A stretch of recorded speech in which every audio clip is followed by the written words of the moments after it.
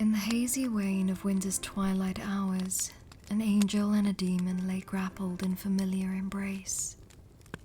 They nestle against one another on a cozy sofa, miraculously tailored large enough for two, noses grazing, fingers entwined in messy reunions of pale digits, tinted rosy by the warmth of their partner's skin.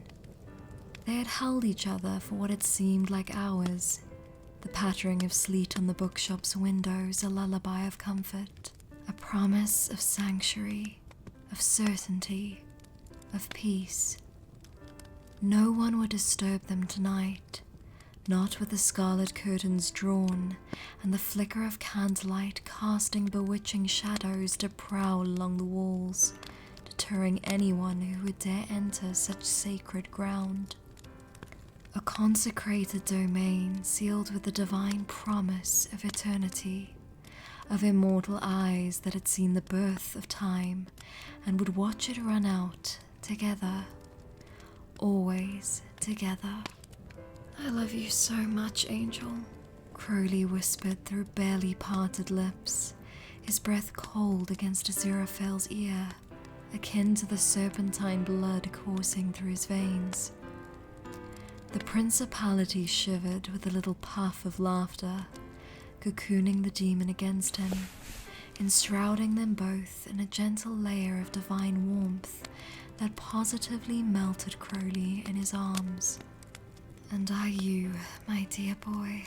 the angel replied with a note of adoration, running his hands down the sloping arc of Anthony's spine, his fingers twisting at the fabric of the nightshirt and leaving ripples of dark silk in his wake. Crowley smiled. It was a rare, beautiful thing. Aziraphale cherished it, marveling at the way it dimpled the demon's cheeks, the tiny points of sharpened teeth biting into the delicate bulge of his lower lip with a gleam of ivory. Magnificent, gorgeous, perfect. The angel shook his head, taking in the summertime elegance of his partner's face, the shallow ravine of his chin, the sun-kissed shores of his golden sand eyes, the russet locks of flaming hair that danced about his head in swaths of tousled locks, a halo of their own making. Breathtaking, utterly, irrevocably so. "Angel, what is it?" Crowley's voice murmured with a twinge of worry. Aziraphale checked himself, aware that he'd been staring at the demon for longer than would be considered polite. "Oh, it's nothing, my dear," he soothed with a grin, teasing a wayward strand of hair from Anthony's forehead. He topped it off with a tender kiss to the temple, and Crowley practically purred in contentment as he drew Aziraphale closer to nuzzle at his neck.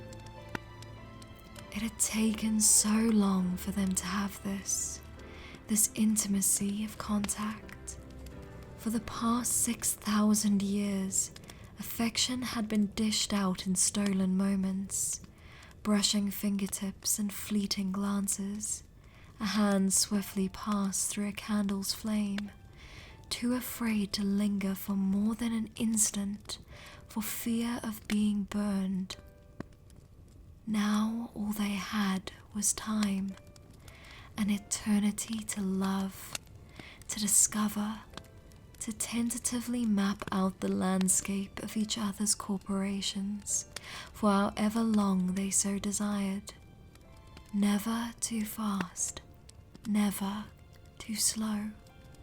Such was the privilege of their fragile divinity. "You're so beautiful," Crowley whispered, his voice muffled against the soft curve of Aziraphale's shoulder. His hand slid down the angel's side, tracing the hem of the coarse pajamas that fell about his curves, an errant stroke brushing a portion of bulging skin that poked out the bottom of the nightshirt, right at the handle of his hip. Aziraphale froze, his cherubim face distorting with a look of discomfort. Crowley noted the reaction and removed his hand with a start. He'd only grazed the edge of the angel's stomach, but he was aware that Aziraphale was somewhat bashful about his corporal body. He didn't want to scare him away by moving at a pace the angel would not be comfortable with.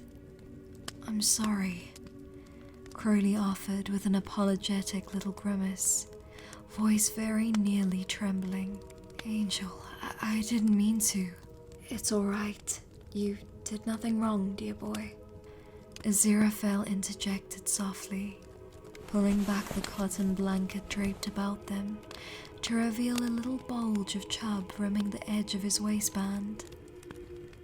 "I just didn't want you to feel the imperfect edges of me."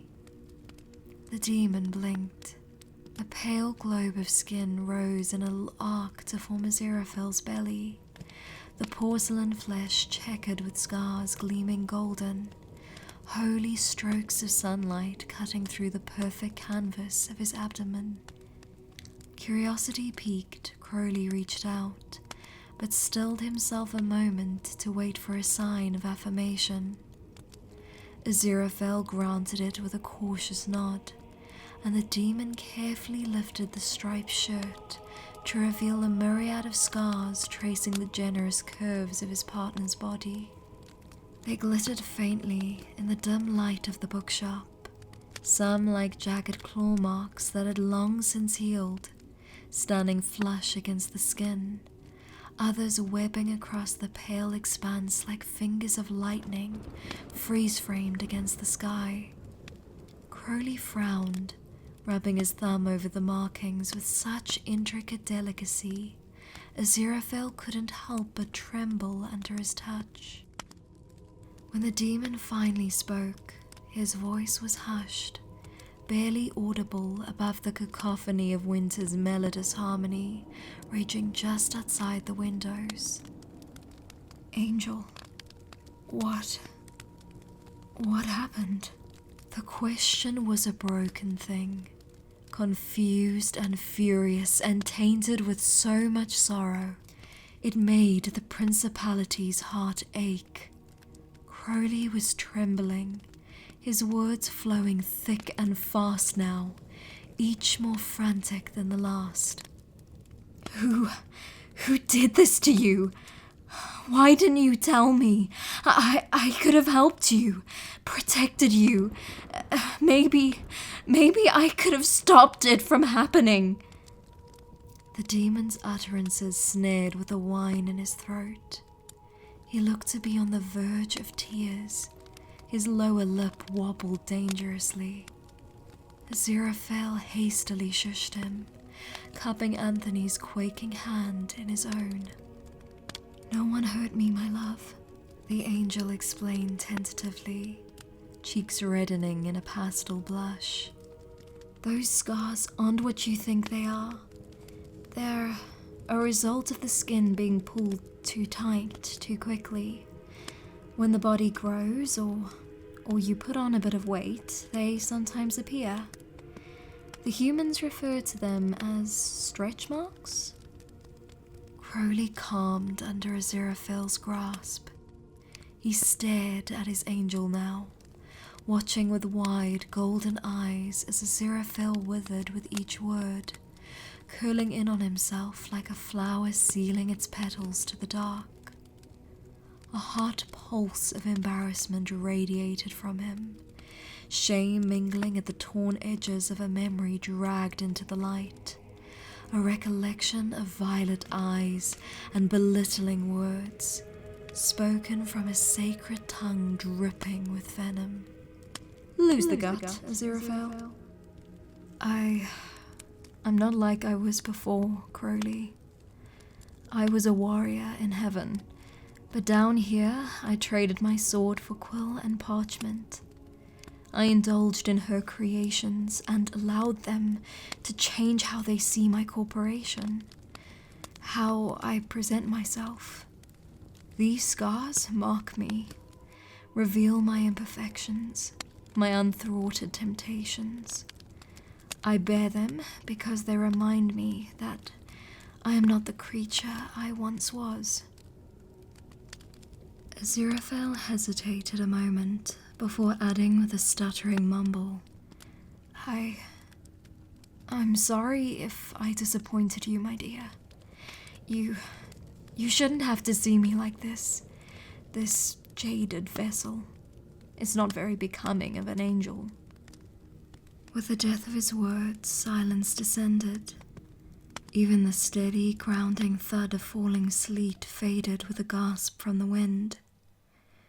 Crowley sat frozen, serpent eyes now fully exposed, the thin slivers of white brandished beneath the sockets.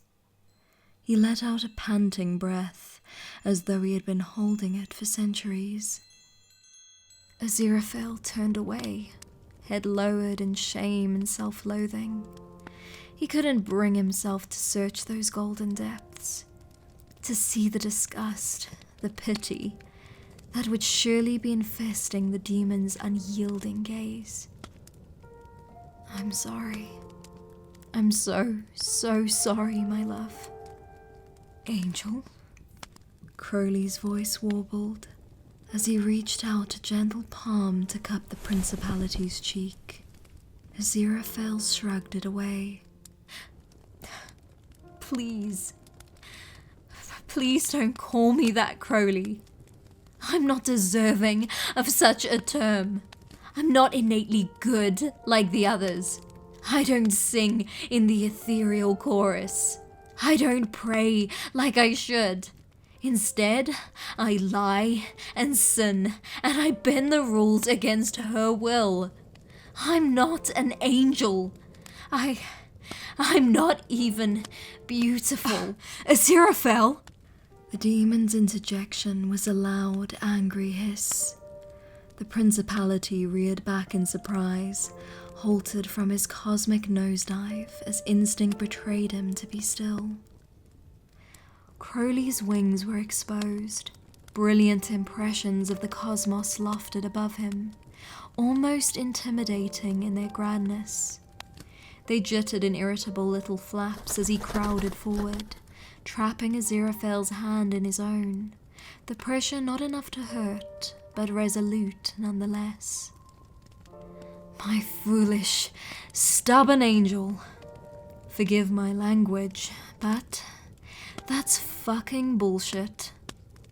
Aziraphale flustered, a flare of annoyance shadowing his features, slackening his jaw until it dropped open, unhinged from its set like a nutcracker worn out from the strength of its bite. Sensing the opportunity, Crowley hurriedly continued before his partner had a chance to recover. Yes, you are not exactly a saint, Aziraphale. You and I both know you can be a bastard at the best of times, but you are still more deserving of her love than any of those holier-than-thou assholes who would rather stand back and watch humanity burn, watch you burn, than to do a damn thing about it, to question, to even try. Crowley was shaking, his shoulders quaking in small hiccups as he desperately tried to withhold the sobs clamoring at the back of his throat. The memories. Too much. It was all too much. He released Aziraphale's hand, shifting his arms and wings to encompass the angel in a protective veil of gleaming starlight and night black feathers. He buried his face in the crook of his neck, planting delicate kisses along the skin, each touch toiling the cracked soil of the heart, scattering seeds of adoration in the wreckage of dehydrated bones and splintered feelings.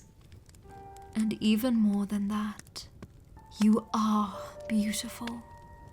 So very perfect, my love. Aziraphale felt something inside him crack, a damn wall of pain and degradation crumbling like the scorched ruins of Alexandria, scattered to the dusts of ancient Rome. Tears spilled, saturating the wreckage, and he clung to the demon, crying softly as Anthony continued to whisper, insistent and sincere, into his ear. "You are gorgeous, Aziraphale. Each and every part of you, my walking starlight, my guardian angel, love of my life." At this, Crowley knelt, fingertips roaming over the gleaming patchwork of scars, his touch lighter than the beat of a butterfly's wing. Aziraphale shuddered, gooseflesh aroused in the subtle wake of contact. He wanted to pick at the threads of reality, rearranging them until the world became nothing more than a sensation of soft, reverent grazes adorning his imperfections, the demon punctuating each stroke with a kiss. Gorgeous. A brush of parted lips against his collar. Splendid. A nail tracing the groove of a scar. Dazzling. A feather delighting the skin of a chubby hip.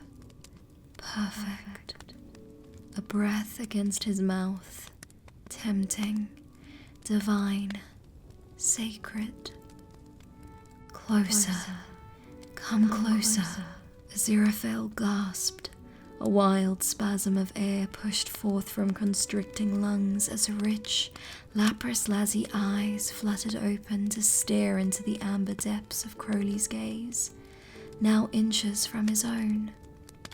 He looked positively enraptured, bathed in an ecstasy of tranquility, as he bowed in the dim flicker of stuttering candlelight, ivory fangs nipping at the bud of his tulip mouth. His demon was everything, the original tempter, the embodiment of sin, diluted chaos, the wiles of midnight, a memory of starlight, of creation, of eternity, of love. He was all Aziraphale would ever need, his corporal body an Ouroboros to symbolize the blessed oath of their forever. And then, a kiss. The angel melded into it, meeting the demon at the halfway point between the fractured divide. Red apple lips as alluring as forbidden fruit molded against his. Gentle, so very gentle. They explored each other for a moment, slowly, reverently, never straying too far nor treading too fast. Each movement a holy blessing, sanctifying every imperfection in the glory of her name.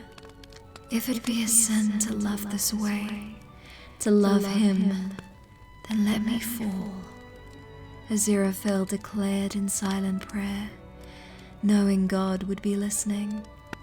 I will renounce the beguiles of grace to remain by his side, this day and all days that follow. Your heaven holds no beauty. My stained glass temple is here. It's him. Crowley broke touch first, sensing the wet fall of Aziraphale's tears against his heated cheeks. Hey, it's all right, he murmured, using his thumbs to tenderly brush them away. Aziraphale strained a chuckle. I can't fathom how you would love every part of me. I'm beautiful, Crowley stated with a note of defiance, leaving no room for argument. He was looking at Aziraphale now, really looking, eyes cloaked in a misty gauze as he inspected both the physical plane and the ethereal, a dual sight to reveal both the angel's corporation and the blinding light of his true form, all at once, his very soul. Crowley gasped, a sob escaping him as he took in the spinning wheels of fire, the untethered expanse of wings shrouding thousands upon thousands of glacial blue eyes, of orbiting halos, of the sacred embodiment of light itself.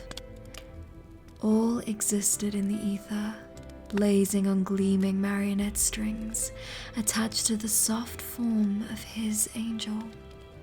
How could Aziraphale not adore such a form? How could he not cherish every curve, every mark? They were a part of him, a vestibule housing the most valuable thing in Crowley's world. His stunning, strong, kind-hearted bastard. I love you, Crowley. The words caught the demon short, pulling at the tether, beckoning him back to the bookshop, to a comfy sofa bowed cozily under their combined weight. Aziraphale's arms were around him now, warm breath ruffling the locks of Crowley's mussed hair, sheepish fingers smoothing the feathers of his wings. I love you, he repeated in a breathless whisper, as Crowley copied the notion, his hands roving the curve of Aziraphale's back, tracing the intricate pattern of his tartan pajamas. I love you more, the demon echoed, leaning into the embrace. Aziraphale smiled.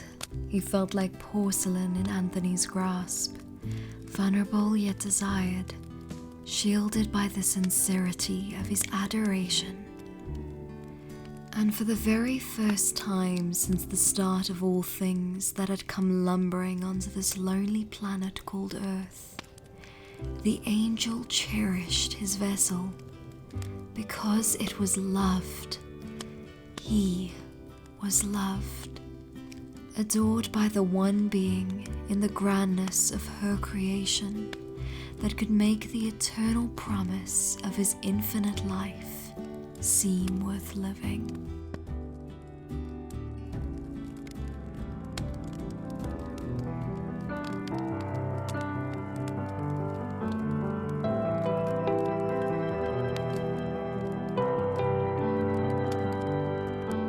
I remember tears streaming down your face when I said I'd never let you go, and all those shadows almost killed your light.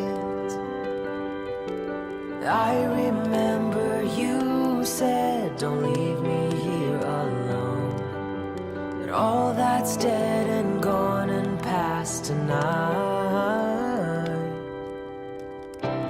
Just close your eyes, the sun is going down, you'll be alright, no one can hurt you now. Come morning light, you and I'll be safe and sound.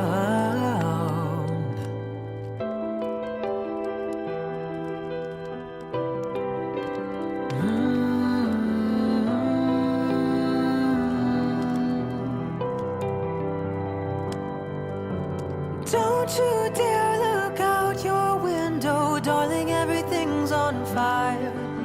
The war outside our door keeps raging on. Hold on to this lullaby, even when the music's gone, gone. Just close your eyes, the sun is going down, you'll be alright, no one can hurt you now. Come morning light, you and I'll be safe and sound. Ooh.